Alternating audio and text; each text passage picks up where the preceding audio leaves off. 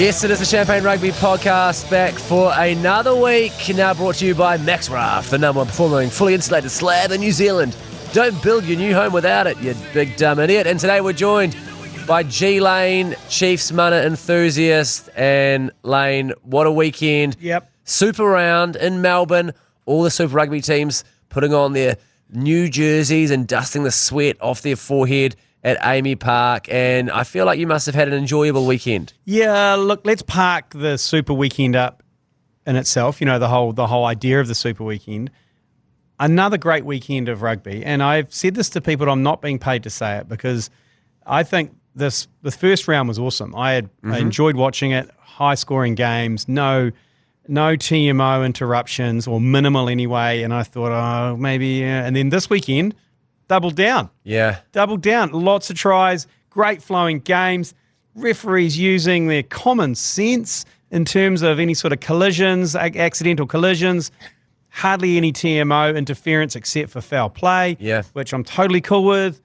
And I actually really enjoyed it. Didn't like it, the fact it was in Melbourne, which is like a rugby desert. Yeah, it's a weird place to be like, let's have the Super Round, let's get all the fans of the sport that we're playing. And I guess we'll put them in other cities and we'll play it in Melbourne, which famously is in a rugby town. It seems like you could almost have it in any other town of any other franchise and it would go better than Melbourne, whose franchise is famously crumbling. Exactly. And the only way you are going to make rugby take off is if you play it at the halftime of an AFL game. Yeah, and I don't think that's a bad idea, to be honest. I think you could play a mini game, maybe get some children out, or you could get some little people, maybe they're like little people playing a little game. Yep. Can you do that? Yeah, I think that's fine. Okay. I mean, it's all about employment opportunities as far as I sort of understand it, and we're trying to, make the game more appealing to people. So I think that, it may be actually saying it out loud, it does seem... Do you think people from Melbourne do they like that kind of thing? Yeah, well, I think they probably do. They find weird, themselves to be very upmarket, they're connoisseurs of the arts. And, you could say, hey, this is actually...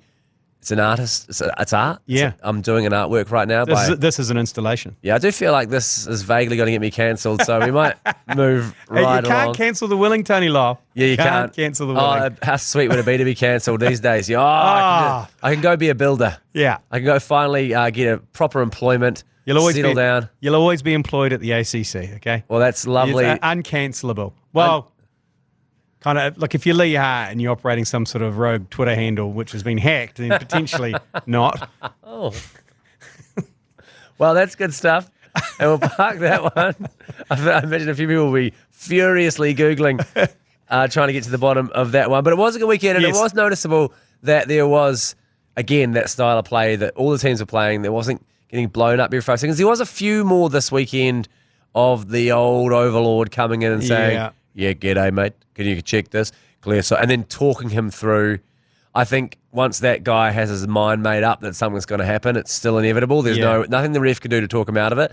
And then when the ref was like, well, I mean, it's yellow card threshold, that particular one that I saw, there was no way he wasn't getting red carded at all. It was in the Chiefs game, I believe. Yes.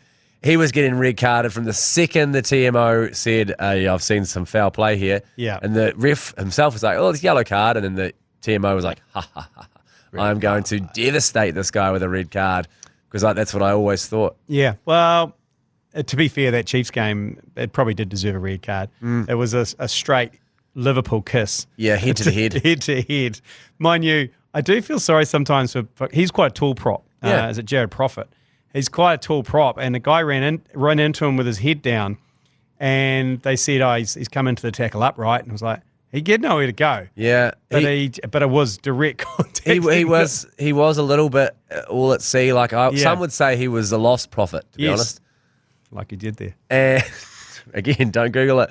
Stay clear of all of these references. All very cancelable. So Should we start with your beloved Landers? We should start with my beloved Landers, who came out of the gate well, but unfortunately, well, we'll take a listen. Relentless pressure, Tuangafasi goes himself, and Mark Talia jumps over the ruck and scores off the top to Withy, who smashes it up. Hasty passes it on. Gilbert. Oh, Jimbo slice for the corner. There's no stopping that, man. He's beaten off 3 men and scored. The Blues only 2 or 3 metres away now. Well done. Good listen. Good listen. Good listen. Oh, Mike Hoskin gets a hat trick. Too strong, too good. So, yeah, Matt Heath was very, very torn in that game. Yeah, of course he was. Because he's a Bluelander. Yeah, Did you know it's that? the worst combination. Actually, I wonder if a Blue Satyr, High Satyr.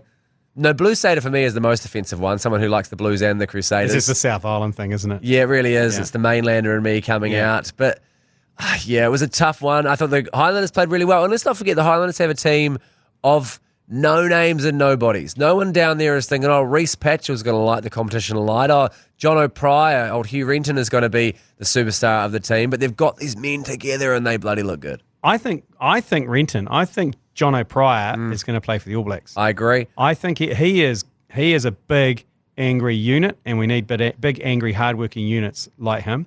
And obviously Billy Harmon as well. Grievous Bodley Harmon. So, you haven't got bad players, but they're just kind of fringy, aren't they? There's no superstars. That's exactly it. They are all sort of fringy, but this is how we won our championship in 2015. We had, a few superstars here and there, but they were all sort of players largely who were right on the verge or over the verge of All Blacks, but it was across the board. All 15 of them were just about there, and I think that's what you really need, or just have the Crusaders of the past and have a team of literal superstars.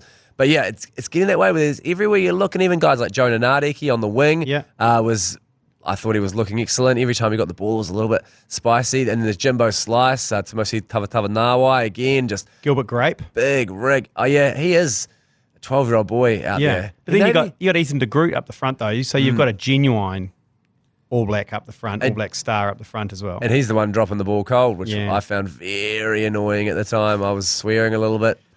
But you're right though. They played well, 37-29. They were in it. They were, and I think that score is actually that's more favourable to the Blues than the match was. There was a couple of quick tries in a row there, and the game really did just get taken away from the Landers. But they were in it for large chunks. And also, speaking of John O'Pryor, Hugh Renton, great Instagram follow as well. He often put pictures of his very ripped torso up, fresh out of the sauna, if you're into that sort of thing. But I have this theory about a guy like John O'Pryor, and I think it's if you have a unique head in rugby, it's the only thing that really makes you stand out. Yeah. It makes you look like you're everywhere. So I remember Adam Thompson from the Highlanders had the same thing, big, long locks flopping around all over the show. If you have a big mullet, it makes you look... Natua or Koi? Yeah, exactly. It makes you look like you're everywhere, and you're like, this guy's playing out of his skin. But actually, you're just bald. Yeah, but...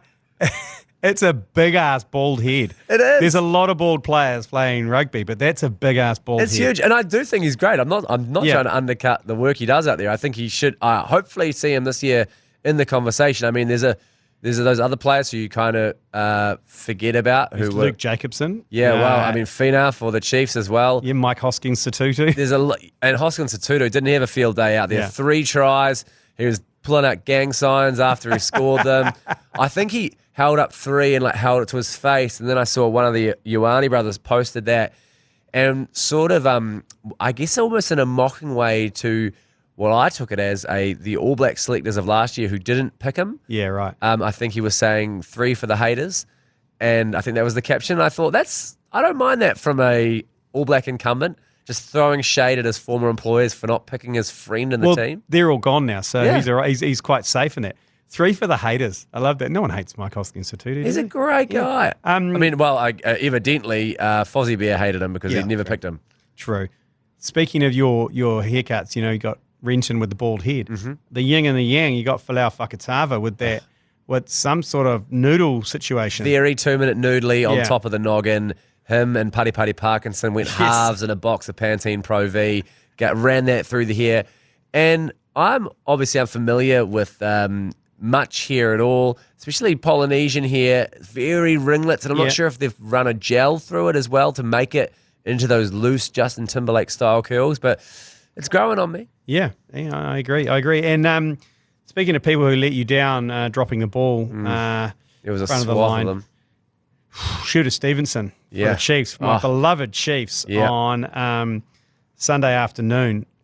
We had the game day good punt, the TAB game day good punt was on Shooter Stevenson to be anytime try scorer. And a couple of times he made big breaks. And one time he made a break and he was in the 22, had the ball in his hand and looked around and then just threw it forward. And we're like, shoot her! Yeah, that is tough. This is golf, people. I know, but saying that, it was a pretty one-sided affair. That Do you think he Chiefs just game. stopped concentrating, or he just was thinking about something else? I think he was holding it too loosely. You know how they kind of, coach says always tuck it under the arm, and then no one's going to knock it out. It's kind of that stage where players are running. It's not in your one hand, Jonah Lomu style. Yeah. But it's kind of just on the forearm, and they're kind of running like that, and it just came loose and slipped, and he threw it out. It's tough. He didn't have a great game, unfortunately, Shooter Stevenson. He hasn't had a great start to the season, I think. No, and he was, in that wider All Black squad at the end of last year, then not picked. He was sort of thereabouts, and everyone was baying for blood as well. Everyone was saying, what has he got to do? And evidently he's got to hold on to the ball. Yeah, well, Nanai Saturo, he had a barnstormer. He scored 2 tries. Brumbies didn't look great, to be honest. I didn't. Awful. Awful Is the word I would describe watching it on. It was nice to have some Sunday Arvo footy, can I just say that? It was good. 4 o'clock Sunday session. The only player I recognised in their team was Valentini for the Brumbies. And the rest of them were all very young. So I guess like all of the Australian teams going through a wee bit of a development. But the Chiefs Mana, they got a bonus point from that. They go to the top of the table. Well, who isn't top of the table at the moment? Who isn't? Who isn't? Everyone's top of the table. It was points differential. I think we worked it out. Yeah. So, I'm going to take that. That makes sense to me. Is it really top of the table if you've won 2 and someone else has won 2? You've done the same thing. Yeah, that's points differential. And you're right. Points. No, I take it back because I was really claiming the Highlanders as top of the table for 1 week there. So that's fair. That's just. I'll accept that. And from the top of the table to the bottom. It's cut down short. Hotham, quick ball. They've got numbers 7-piece. 7-piece for the corner. Severeese will score. 22, Havili, the charge down from the big number 5. And as he dotted that down, I'm not sure, Hugh Sinclair. He's charged down. The ref's given it. The Waratahs, what can they do? Gordon through the middle. Here they go. They're going to score. Right before half-time, it's Harry Wilson. Penalty advantage. But here come New South Wales. Through Gordon. He scoops it up, Gordon, and he'll score. Crusaders. Yes. Shame, Crusaders. Shame. And I just like all the Crusaders fans out there who are listening, in your fucking face. You can't do that. You can't just go out and just isolate them all like that. They've all switched off. They've all unsubscribed now. Well, that's a shame. And I wish that they could hear this. As I say, you're welcome to listen to the pod. But you are annoying. And it is nice to see you lose from time to time. And take that as a compliment. It's humbling. It's only annoying because you are typically so good. Yeah. And it's been good for years, the dynasty. And then now you're shitting the bed. Yeah. It's a bit like when people started wailing in on Manchester United. When for years and years they were the best. And now they can't scratch a win out. They really can't. Ever since Alex Ferguson left. And, got to say, Razor Robinson is their Alex Ferguson. Once that empire crumbled, they seem to be struggling a little bit. But saying that, they've still got pretty goddamn good players. Incredibly good players. Yeah, so I don't know what's happening there. The 7-piece is still pretty great, scoring a couple of tries here and there. They've got Will Jordan injured, obviously, so I think maybe I think he's out for the season, so he ain't coming back this year, but they'll rally. That's the thing, the annoying thing about the Crusaders, and that's why you shouldn't switch off Crusaders fans, because as well as everyone else does it, they'll rally, they'll use this as some sort of catch cry for the season. Rob Penny, will we bring in some old school? Jeez, he looked angry in the box. Oh, he's a furious guy. Imagine the halftime talk, like old school. He's about to drape a towel over the camera and beat the shit out of a guy just in front of them. He ain't doing no breakdancing. He ain't doing no breakdancing. No way. He is saying some words that are not acceptable in 2024. He's delivering some hard truths to some people in that changing shed. And I just hope some of those 20-year-olds who have gone through a fairly comfy career up until this stage can take it. Yeah. That's a big way to go for Big Rob Penny. Absolutely. I bet he showers with them too. I'd say he gets in there. Full nude. He gets in there full nude, sort of shows everyone how it's done. He gets the honker out. But hey, going back to the players, their backline's still pretty handy. They've got Havili, Ryan Crotty's back. They've got Mitchell Drummond bass. They've got Severed Peace. Did I say Scott McLeod? McLeod's daughters. He's at All Black as well. Yeah. And Mitchell Drummond as well. And then you got allegedly packing. Packing some serious heat for a little man. Yeah. You You got to worry about those little men. It's like jockeys. If you see a jockey sniffing around your missus, I've never seen a jockey in real life. Maybe the jockeys could be who we get to play this game of rugby at the halftime of the AFL. yeah, There could nude. be nude jockeys playing rugby at the halftime of the AFL. If I ever see that, I'm invoicing. Yeah. I'm just straight away invoicing Super Rugby, saying there's no way you came to this of your own accord. You have to have listened to the Champagne Rugby podcast. There's nothing else for it. Yeah, it was a tough weekend for the Crusaders. Certainly was. But the Hurricanes, ooh. Yeah, Golden Point. Is that the first time that's ever happened? Well, Golden Point's back now, Yeah. isn't it? So, yeah, it's the first time in this season. So, it only took round 2 to get a Golden Point situation. They ended up on 33 all. And a little bit of a bone to pick, and I didn't realise it with the TAB, that even though the Hurricanes won the game, and on paper they won 38-33, but they didn't win at the full-time whistle. No. So, yeah. So, you've got to pick the win. You've got to pick the result at the full-time whistle, not the – unless it's an outright – I was just a little bit off. I got shafted there. I guess, what is the name of the bet? Does it say score after 80 minutes? Yes, it does, and it's like a draw when, yeah. Yeah, that is Or very then annoying. there's the outright victory, which I always wondered what that was, and it's this, the outright. The outright is, so this is what it is. So This is what it is. The outright is they won 38-33, but after 80 minutes, it was 33 all. And Geordie Barrett was given his marching orders in his 100th, which, again, it's pretty funny to get sent off in a red card in your 100th game. It reminds me of Dan Carter when he played his 100th game for the All Blacks. I think he shattered his leg or tore his Achilles off the bone or some devastating injury. And he was wearing golden boots, which makes it even funnier because you're like, maybe if you just worn your regular boots, your Achilles would be in good nick. But it's the sort of thing where at the end you're like, yeah, 100 games, oh, so good. Apart from when I got sent off. Sorry team, I let everyone down and made you guys work really hard for that loss. He's been sent off in Melbourne before, hasn't he? He got sent off. Did he get sent off? He got sent off from the MCG at the Boxing Day Test. Yes, he did that, but he also got sent off for an All Black game there when his foot went up. And he karate kicked the guy in the head. Yes, because he's the first ever New Zealand player to be sent off in an All Blacks match and a Black Caps match. Which is quite. People say Jeff Wilson is the real the first cross-code sort of hero of the modern era, playing for the Black Caps and also for the All Blacks. Yeah, but Geordie's getting sent off and he's skull and piss. Yeah, he's the ultimate. He's the ultimate hero. Can you just tell me this? Why he has been sent off and yellow carded a number of times? Is it because he's a foot taller than anyone else in the back line? Well, just can't get down. This speaks to my being bald, having big hair. Sort of theory. It's because he's so tall, the ref can just see him the whole time. So he's like, that beanpole's at it again. This giant tall man, he must have done something wrong. So if you're little, you're scurrying, you can cheat all you want. Richie McCaw, he's shorter than everyone else. He's got his hands in the ruck. You can't see him. He's pushing the boundaries, okay, Tony? Yeah, okay. Okay, pushing the boundaries of the law. That was his job. It was his job. I understand that. But I'm saying if he was taller, he would have got found out more. And if he had peroxide blonde hair. Yeah. It's like Nonu used to get yellow carded every second week for his entire career because he had big dreadlocks and also he was smashing people with his shoulder in the head. Well, that's why they don't wear gloves anymore as well, because you could see the hands going in there, couldn't you? I also think the gloves looked pretty lame. Like it's hard to try What do you mean? Tane Randall looked awesome? He looked really rad in fingerless gloves as if he was about to do a off-Broadway rendition of Mary Poppins and he was the chimney sweep at every halftime show.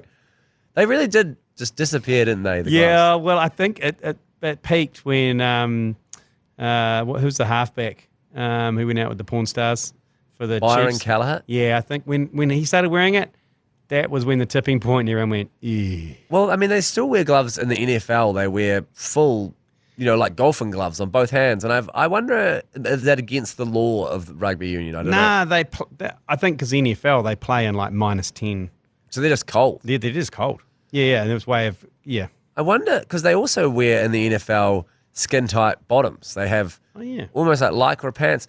And I wonder if we should adopt that. The new Uniforms Classic now is sponsoring all the New Zealand super sides. Is it time to bring in a one-piece, skin-tight Lycra that they get into that has like a padded butt like a cyclist? Yeah, and also I agree with you, but there needs to be elements, there needs to be grip points. So there needs to be handles like the props need to have a handle on the side that you hold on to, because with the Lycra, you've got nothing to grip onto. And with the line-outs and the socks, you need some stirrups to do some lifting. But I can roll with it. Some stirrups is a good shout, actually. Just a couple of little handles, kind of like a suitcase that is two on the hips. I mean, that may make it very easy to tackle when you've got a literal grabbing point. But we can work this all out. I'm sure the R&D budget at Classic must be through the roof. What about Velcro pads? So you're wearing the gloves. You had to introduce the gloves where you've got the male glove, and then you've got the fluff all over the points. Yeah, but nice. Then again, tackling Easy to take. Yeah. Well, I wonder, can you, before you go out, can you dip your hands in honey? So you can catch the ball well, you can tackle people well. Get a sugar hit. Yeah, get a little, suck your fingers off during it. These are just ideas that, again, if I see Geordie Barrett ran out onto the field next week and his hands are just dipped in the honey like he's, who's the bear that steals the picnic baskets?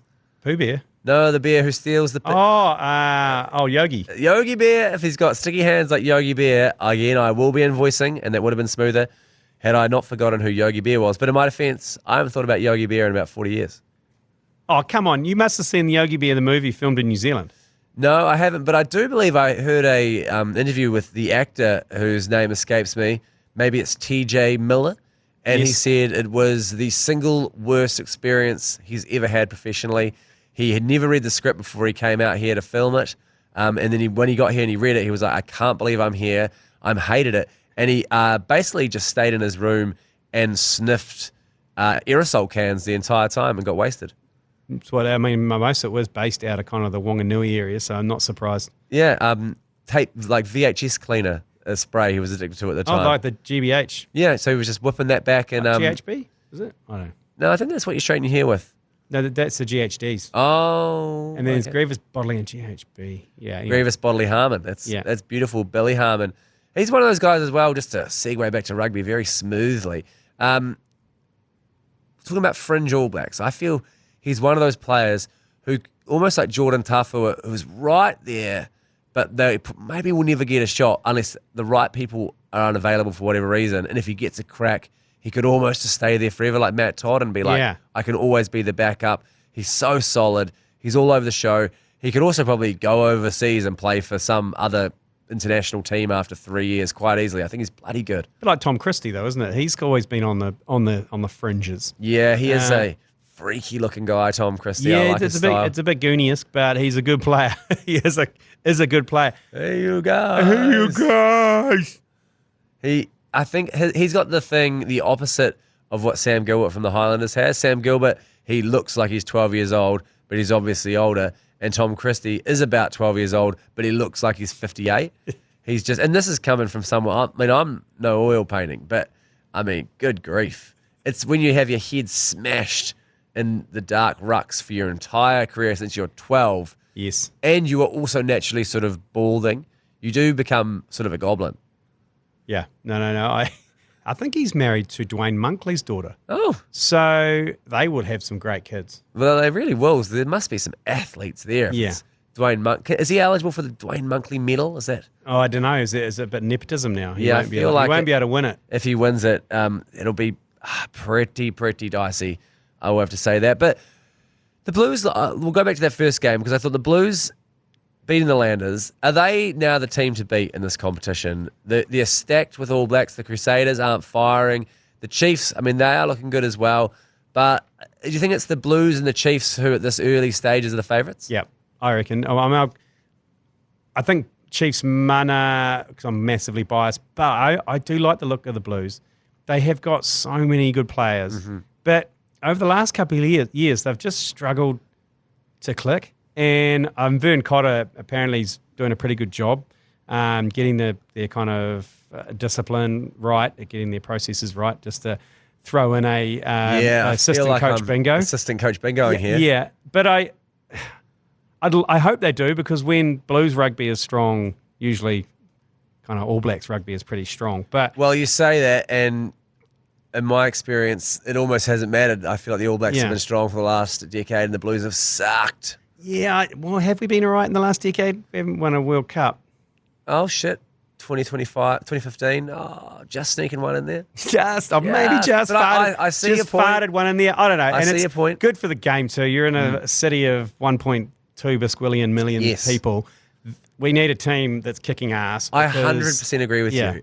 I find this the most punishing thing about living in Auckland. I love Auckland as a city, great place to live, but it sucks not living in the team where your Super Rugby team plays. Yeah. I would love to live in the city where I'd love to live in Dunedin, except, what can you do down, I don't have many skills that are applicable in Dunedin, unfortunately. You're a good drinker. I can drink, but it is weird when they're like, hey, why is there a 37-year-old man drinking with the students?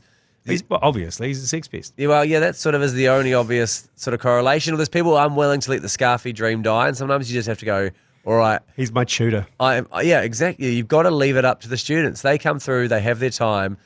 And so I'm often like, God, I would love to want to go to the rugby every weekend and go and get a pass and be a Blues fan, but they've been so woefully bad that it hasn't been worth, as a neutral, to go. But this is what I hope now, that they're good.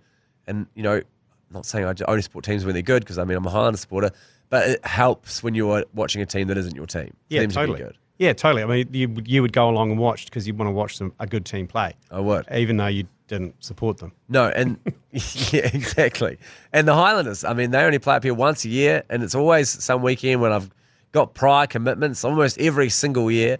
So this year I've put it in the calendar very early. The Highlanders, the Blues at Eden Park. I believe it's not until mid-June or something, but I'm going to dine in on that. It's the 18th of May in the calendar already. 18th of May. That's actually not as far away as I thought it was. What are we, March, April, May? No, it's not too far away at all. It's pretty good. And I'll be there absolutely going buck wild, or I'll be at some other commitment that I've been dragged to go along to. Like a commentary. No, don't book me in already. This ain't happening. But it's been a lovely commentating the games again, G Lane. I've enjoyed your coverage on Sunday of the Chiefs, obviously available on Sky Sport 9 and iHeartRadio, and that'll be the same this weekend. I can only assume. Have you had any feedback at all from the players this year? No, not a lot, to be honest. But you should probably send them maybe a survey, like a monkey survey or something, around their nicknames. A what survey? Monkey survey. I think it's called Survey Monkey. Monkey survey? No, is it Survey Monkey? Yeah, I'm with you. Sorry, I went a bit in RL then for a second. You did go a bit, yeah. It was all a little bit cancelable. Are we both getting cancelled? I think we might. This could be the last episode of Champagne Rugby. That's 1-1, surely. Cancels each other out. We're good to go. I think as long as we shake hands at the end of the match, it's good, right? Right, yeah. Should we take a quick break and come back with the Type 5? We certainly will. Take a break, call our jets, and like you said, be back with the Type 5. Well, G Lane, time for a segment which someone else has actually thought of, so we'll steal it. It's the Type 5, the 5 big talking points from the week in rugby league. No, I just said rugby. It's written down like rugby, and I lost my mind. And you went with rugby league. I'm not going to lie, and I feel like every time I'm in the studio, I'm hungover these days, but big night last night in the beautiful city of Christchurch, and that leads perfectly into the first point from the Type 5 is, how weird is it to start off a season talking about the Crusaders being a shambles? It's so refreshing. It's so refreshing. Usually it's like, are they going to do it again? Yeah. How many are they going to win? Yeah. 14 in a row, whatever it is. And now they're shitting the bed. But like you said before, though, let's not write them off just yet. I think that's my main takeaway from it is they're just such a scary team. They'll rally and they'll come back and they'll beat the absolute pants off the next team they play. And I think that's the Enduro as far as them. I'd watch out. But am I right in saying that's, we'll get through this in the match preview shortly, but is it in Fiji, that game? I think so. I think it is. Well, we probably should know considering we're the ones doing the podcast. So that's my bad. I'll look into that before we move on. But yeah, I think it's so interesting for them to be, and I wonder what the mood in camp down there in Christchurch is, if they are thinking, hey fellas, this is tough, or if they're just not worried about it at all. Yes, it is from Fiji. 2 o'clock in the afternoon game on Saturday. Well, they did lose there last time, I believe. They did. Maybe even the last 2 times. The Churchill Park in Lautoka. Oh, what an absolute time that'll be in Fiji, can I just say. It would be one of those, it'd be a great experience to go to a game there. I was in Fiji when they were playing, but we were in dinner round. They were playing in Suva, and I was like, hey, can we go? And the guy's like, it's like a 3.5 hour one-way drive from here. And I was like, how big's Fiji? I thought it was tiny. Can't I just take a little paddle boat around? He's like, no, man, it's a long way around. This is a whole country you're on right now. And he was very offended that I was like, can't I just go to the game? No, you can't. Giant. So, but I was able to watch the game in the pub where we were, and it was bloody fantastic. No one was getting any drinks. The waiters were all watching the game the entire time. Was this the last Crusaders game? No, it was actually the game that they had to win in order to keep the Highlanders out of the quarterfinals last year. I forget who they were playing, but they won the game. Yeah. And they made the quarterfinals in place of the Highlanders, and still a little bit dark on them, to be honest. The last time when the Crusaders lost in Fiji, there's that iconic shot, and I think we put it on our social media, but panning across the crowd, and there's a poor sapling, like a tree that's only looks like about 5 years old. Oh, yes. In the middle of the embankment, and someone is just shaking it to death. Well, even the tree was celebrating. That's how excited the land literally got behind the Andrua and was shaking, which that actually leads us to the second point in today's Type 5. And obviously the Andrua going down to Moana Pacifica. And are Moana Pacifica the Pacific Island contenders this year? Yeah, well, they just held on in the weekend. They were down to, were they 13 players at one stage? Moana Pacifica just held on against the Drua. That was a great game to watch as well, because I was here watching that before the Saturday night game. Was it 39-36 or something like that? Yeah, super tight. They just held on. I thought Fiji were going to take it. They broke the line with about a minute to go, and they just fluffed it in the 22. I actually thought that Fiji were going to come back to win that. But it's whether they can keep that head of steam up that they've got so far this season, Moana Pacifica. I love watching them play. I love the way they play. Yeah, I wonder having a guy like Julian Savia, the bus in the midfield, what that adds to the team, a bit of structure and a bit of, you got this All Black legend smashing himself in, and everyone just says, we'll follow him. And inside centre as well. Yeah. I was wondering how he was going to go, and we saw him in that first round. Bloody well, by the looks of it. Not afraid of a crash ball. No, exactly. He's very happy to run it up the guts. Totally. And it's like, why didn't he do that sooner? Yeah, he did. Well, I think the move in has been so good for him because I guess he's slowed down and chilled out. And then when he was playing out on the wing, he just kind of never really got the ball or involved himself. So the move in, he gets the ball every second phase. Yeah. Just charges at some poor first five. He's like, I don't want to be here. Himself. Yeah, Reece Patchell in that first week had come all the way from Wales to get run at by the bus. And I mean, Moana Pacifica have won 1 from 2. But that first game against the Highlanders, there was a while there I was genuinely freaking out thinking, I didn't know we were going to lose this week. Well, they went into the half ahead, didn't they? They certainly did. Yeah. And by a little, maybe only just, but still, didn't make me feel good. Didn't make me feel good at all. The third point, and you sort of mentioned this earlier in the podcast, have the rule changes saved Super Rugby? I don't know about the rule changes because I'm not overly knowledgeable of actually the rule changes. Yes. All I've noticed is the referees speeding things up, allowing play to play on. When a scrum collapses and the ball's out, they just let it go. Not trolling back 4 phases to see if there's a knock on. The referee just calling, if the vibe's a try, gives the try. Well, that's what I was going to say, is it's not almost the rule changes, because, those little things, no one really cares about. Those are the kick and chase offside. It is more just the vibe. Yeah. The vibe seems to be good. It's good vibes only. Yeah, and the refs, he's got cramp, we're playing on. Yeah. Stuff like that. And then I think it was Puddy Parkinson accidentally ran into a back after he kicked it and tried to pull out of the charge down and end up kind of crashing into him. Yeah. And the rest say, play on, he couldn't get out of the way. That would have been replayed over and over again until they saw a part of his hand touching the first guy's face and then binning him. You know what I mean? They would talk their way into a way where the only possible solution is a card. Yeah. And they haven't even bothered looking at so much. And no one is thinking, we're not getting as lean and consistent game of rugby anymore. Everyone's thinking, thank God that this game isn't taking 4 hours to play. And they're always on the hurry up, the ref. They're like, come on, we're doing this, hurry up, come on, get him off. And the water... Well, there was even I think it was a short arm penalty or maybe a full penalty in one of the games for the halfback mucking around at the back of... Brumbies. And I was shocked. I was like, I don't even think he was doing anything wrong there. I think because what they're sick of doing in those situations where it's a ruck inside your 22, the halfback's looking to smash the box, and they get like 2 or 3 forwards to do, the head in the ass kind of situation. Like a sort of a reverse human centipede where they just pump it out the back to give them more space. And then he holds it and holds it and holds it, and the ref's like, use it, and he didn't. He went bang, penalty. No, it was a scrum actually. There was a scrum. It was very quick though, right? Like it was real quick. And the guy's like, what? And he's like, get on with it. And he's like, well, get on with it then. If I was the Brumbies, I would have protested that a lot harder than they did when I was watching it. I was shocked that they weren't more confused and annoyed because they were getting pumped at that stage. He just sort of like rucked the ball back once, had a look, and then went to kick it.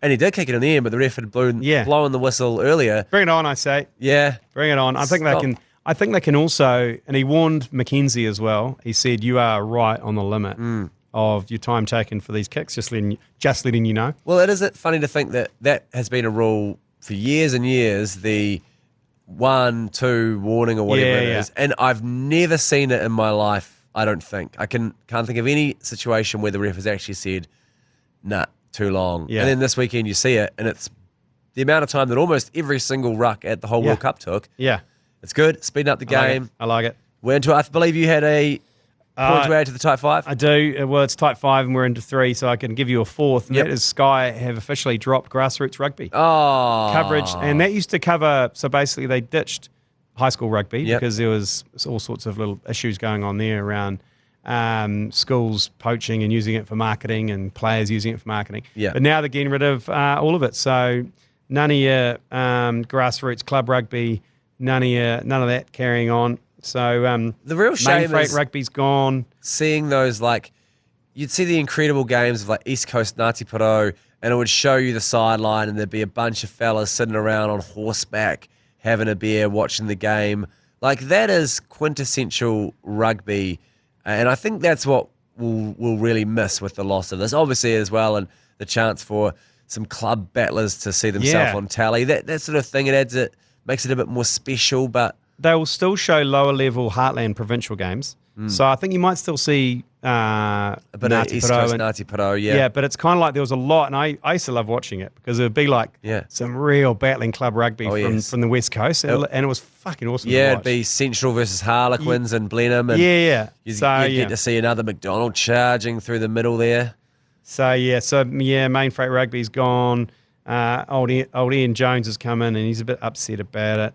But not enough audience, not enough money. There you go. So, and a little quote here from someone: "What's next? Getting rid of the NPC?" Yeah, well, I mean, may as well. They're basically playing to no one, so they could probably trim it down, in my humble opinion. But the other thing you lose with that is the commentators who are working their way up the ranks, who kind of go and do Heartland. You get some very interesting characters out there who are giving it a crack, and I always find that fun as well to listen to. Absolutely, and they always do it from the back of a main freight truck as well. You know, they pull the canvas curtain back, and they just put the truck up next to the ground, put the commentary booth in there. Yeah, it's great stuff. Yeah, and that will be sad as well, giving those guys the time to shine, and that's where some of the commentators of the future they won't come from anymore. And I guess we have to get 4 more guys who used to play rugby who can barely string a sentence together. But enough about my certain distaste. We don't need to dwell on that. And my last type 5 talking point is Super Round. Is it shit? The round itself wasn't, in terms of its rugby. The idea of having it all in one place for the sake of it, particularly Melbourne, a AFL stronghold, and they say, we want to convert them. It's like, well, no one came, so how are you going to convert them? Yeah. Go to the islands. I think that is a great idea. I mean, every single player would be like, I'll go to Fiji. I'll go to Rarotonga. Every single commentator would be like, let's go to Samoa. Even as a fan, if you were like, Super Round in Tonga, that'll be awesome. Let's do it. It'd be loose. I mean, I'm not sure what the facilities are like. I mean, I think Fiji have only just got theirs up to scratch, but who cares? Yeah. Like, I guess Melbourne, for a player, they probably love it because it's late on, it's Melbourne, there's a lot going on, there's the Crown Casino. That's exactly it. And there's probably the facilities are enough to take a dozen rugby teams and get them all lovely hotels, where maybe that will be the hard part of doing it somewhere else. But I think Dunedin, O-Week? Dunedin and O-Week, that's not a bad shout. Yeah, but I mean, how many days can you do as a student before you I think the only conceivable city in New Zealand would be Auckland. Yeah. But we, in Auckland, very apathetic towards that sort of thing. Yeah. I mean, they did the Nines here and it was a bit of a flop. I mean, it was good when it was good, but also it was a bit bleak sometimes. I wonder if there is a different place they could look at, or maybe just spread it around or try something else. Maybe just don't have one. They're trying. I'll say this, at least they're trying different things. Yep. And they're getting Sonny Bill out there with Joe Wheeler from Sky. They're combining the Stan and the Sky Sport commentary teams. Do it in Vegas. Well, that's not a bad idea. Someone else has done that recently. Well, it seemed to be quite successful, the trip to Vegas. Yeah. I haven't heard of any NRL players getting locked up for committing a heinous crime. Have you? Not just yet. Not just yet? Surely.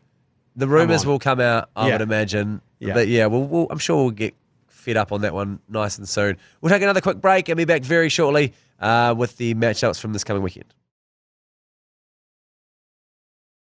Well, it is the third week of the competition, and there's a couple of decent games this week, G Lane. And I know that you'll be, I'm assuming, commentating the vast majority of them, the first of which, the Highlanders playing the Waratahs, but that is in Australia, so we won't be providing the commentary for that. I'll say go the Highlanders, obviously. But the Blues versus Hurricanes, I think this will be a real good sign of where both those teams sit, especially the Hurricanes, who have sort of had a good win last week, but almost...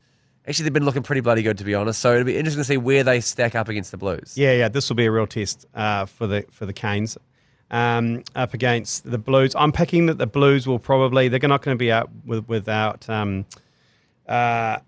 old Geordie Barrett. Is he suspended? I'd say. Well, there's rumours that he could be gone for 4 weeks. 4 weeks. Well, looking at an Aussie guy got 4 weeks last week for a tackle that was very similar. Right. So he may be gone for 4 weeks. So without Geordie Barrett in there, they lose quite a lot. Well, he really is the sort of tent pole that the rest of the team drapes over. Literally. Yeah. Yeah, so, Blues Hurricanes, Saturday night, 7 o'clock. I'm on comms with that with McConey. Oh, nice. So, I'm picking a Blues victory on that one. I'd say hopefully another high-scoring affair. Now, who are you picking for that one? Well, I think the Blues will win that, to be honest. The Hurricanes didn't love their black strip they were playing in on the weekend. The alternative strip was very dark. Really? Well, what do you? Well, they were playing again. There were two teams playing in very dark colours. They could have just worn yellow.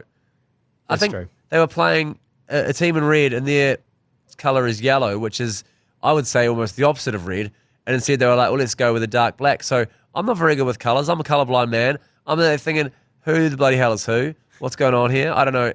What is happening out there? Just wear the yellow top. Not as bad as the World Cup quarterfinal at Cardiff. Yep, very tricky. When All Blacks played in the grey-white strip, remember? And then they came up against France, who I think they might have played in their white strip. Yeah. And I was commentating that, drunk as a skunk for, I think it was Radio Live. Nice. Good to know the professionalism that exists now existed back then as well. Well, the thing is, I wasn't actually supposed to do it, and I got called up very last minute, and I had a tour group of 450 lizards in the stands, and I was in a one-piece Lycra jumpsuit, about 10 beers deep, and I got the call, we need someone to do comments. And I'm like, I'm hammered. And they were like, doesn't matter. Grabbed me, took me to the media centre, gave me a pie, some mash.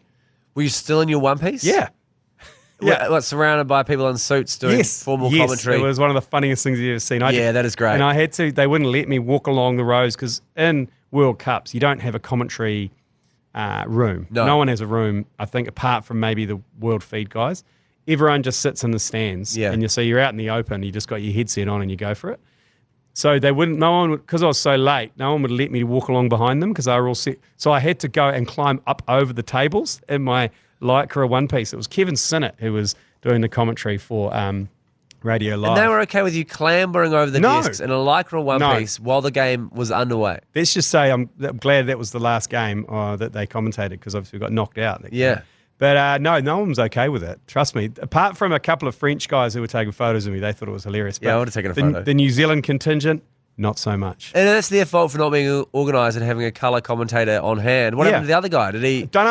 I don't know. To this day, I don't know. Oh. But at one stage, Kevin Sinnott did turn my microphone off because I dropped so many F-bombs, particularly that try. I was just like, oh, for fuck's sake! And he's like, and I saw him just go, just turn my mic off. Always for the last tough 10 minutes. The person you're commentated with turns your microphone off because you're thinking, well, that's sort of my only job is to talk. Yeah. And now you don't even want that. It's almost as if you don't want me here. Yeah, well, look, he was desperate. I'll just tell you that. It's good you got a pie out of it, though. True. And the second game, this is the game we mentioned earlier in Fiji, the Crusaders versus the Fijian Drua. And I think Fijian Drua's got to do it again. Do you think depends how dangerously hot it is. It's pretty hot in Fiji at the moment. Yeah. Got a friend over there. It's 31 degrees. Well, I've just come from Christchurch this morning, and it was cold down there. It was hailing. It was horrible. And I just don't know if those Cantabs are going to cop it over there in Fiji. Imagine if they went 3-0. It would be quite joyous for me. Also 3-0 for at least two of those games they were expected to win. Mm-hmm. Waratahs and Fiji. Obviously, the Chiefs one could have gone either way. Yeah. That would be huge. Would it be the worst start to a season for a Crusaders side? Maybe. I think they lost in the opening, the very first ever Super Rugby season. I think they came last out of 12 teams. That's when Richard Lowe captained them. But I wonder if it would be the worst start of the season. And sometimes the Chiefs, maybe a couple of years ago, must have gone 5 or 6 in a row at the start of the year. And then they came back to almost take the whole thing out. Yeah, the Chiefs, look, we've been through a lot as Chiefs fans. There was that time where they just couldn't buy a win. Yeah. And at one stage, they lost the last 5 games of the season, then the first 6 of the next season. They're like 11 in a row. Oh. It was always games, the 1-2 point games, the kick in the last minute or a try in the last minute. It was heartbreaking stuff. We've been through it. Yeah. Chiefs it's money. tough. Well, there we go. Yeah, so have I as a Highlanders Yeah, it's fan. true, So you're actually. preaching to the congregation here, or the choir, or whoever you're not supposed to preach to.